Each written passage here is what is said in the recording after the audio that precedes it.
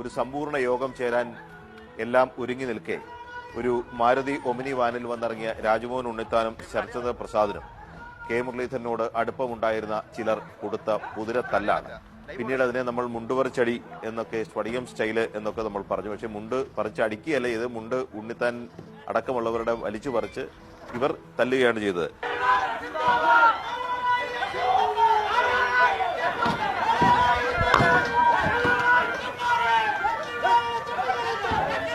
ഇവിടെ അടി നടക്കുക.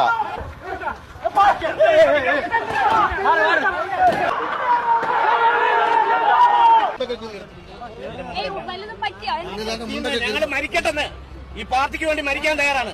ഞങ്ങൾ മരിക്കട്ടെ.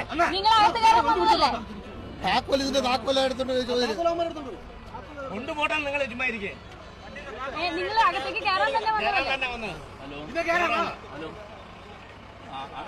ഇനിയിപ്പോ തിരിച്ചു പോവാണോ? തോന്നില്ല. ഞങ്ങളിവിടെ ഞങ്ങളുടെ അവകാശമാണ്. KPCC ജനറൽ സെക്രട്ടറിമാരാണ്, കോൺഗ്രസിന്റെ നേതാക്കന്മാരല്ലേ ഞങ്ങളെ നേരിട്ടത്. കണ്ടില്ലേ നിങ്ങൾ ആരാ നേരിട്ടെന്ന്? ഞങ്ങൾ രണ്ടുപേര് മാത്രമാണ് ഇവിടെ വന്നിരിക്കുന്നത്, വേറെ ആരും വന്നിട്ടില്ല.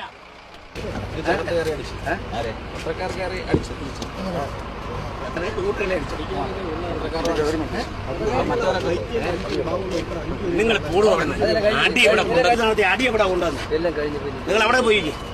ഡ്രൈവർക്ക് പറ്റിയോ വല്ലതും പറ്റിയോ? അല്ലേ കൈയെല്ലാം മുറിഞ്ഞ് നിങ്ങളാണോ? അല്ല എന്റെ അല്ല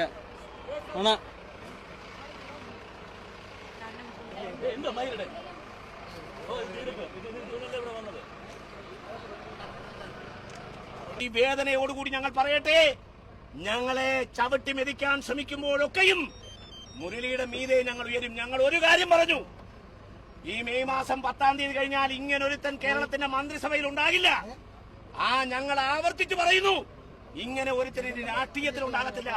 കേരളത്തിലെ പ്രവർത്തകരും ജനങ്ങളും ഉണ്ടെങ്കിൽ ഇവനെ ഖദറിന്റെ കുപ്പായം ഇട്ടുകൊണ്ട് മാന്യതയുടെ മൂടുപടി മണിഞ്ഞുകൊണ്ട് ഇനി ഒരു ചെകുത്താന്റെ ഹൃദയവുമായി പാർട്ടിയിൽ നിൽക്കാനാവില്ലെന്ന് കാലം തെളിയിക്കപ്പെടും. അതുകൊണ്ട് ഞങ്ങൾ ഈ പാർട്ടിയെ രക്ഷപ്പെടുത്താനുള്ള ശ്രമത്തിലാണ്. ഞങ്ങൾ ഒരിക്കലും ഈ പാർട്ടിയെ തകർക്കാനില്ല. ഞങ്ങൾക്ക് പറയാനുള്ള കാര്യം പറയേണ്ടടുത്ത് പോയി പറയേണ്ടവരോട് പറഞ്ഞ് മാന്യമായി തിരിച്ചു വരാൻ ഞങ്ങൾ ആലോചിച്ചിട്ടാണ് രണ്ടുപേര് മാത്രമായിട്ട് ഇവിടെ വന്നത്. ഗൂണ്ടകളെ സംഘടിപ്പിക്കാൻ പണം കൊടുത്താൽ ആർക്കും കഴിയും. മുരളീധരൻ കാശ് കൊടുത്തു കൊണ്ടുവന്ന് ഞങ്ങളെ തല്ലിച്ച അതേ ഗൂണ്ടയ്ക്ക് 10 രൂപ കൂടുതൽ കൊടുത്താൽ ഇതേ മുരളിയെ തല്ലിക്കാൻ ഞങ്ങൾക്കും അറിയാം.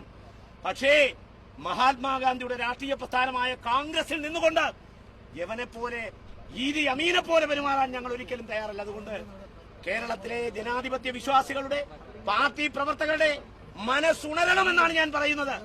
നിങ്ങൾ ഇത്രയും വലിയ പരാജയം കൊടുത്ത് കോൺഗ്രസിനെയും ഐക്യമുന്നണിയെയും പരാജയപ്പെടുത്തിയിട്ട് ആ പരാജയത്തിൽ നിന്നൊരു പാഠം ഉൾക്കൊള്ളാൻ കരുണാകരനും കുടുംബവും തയ്യാറാകുന്നില്ല. തയ്യാറാക്കിക്കാൻ നിങ്ങൾ നിങ്ങളുടെ മനസ്സ് വിനിയോഗിക്കണമെന്ന് മാത്രമാണ് എനിക്ക് പറയാനുള്ളത്.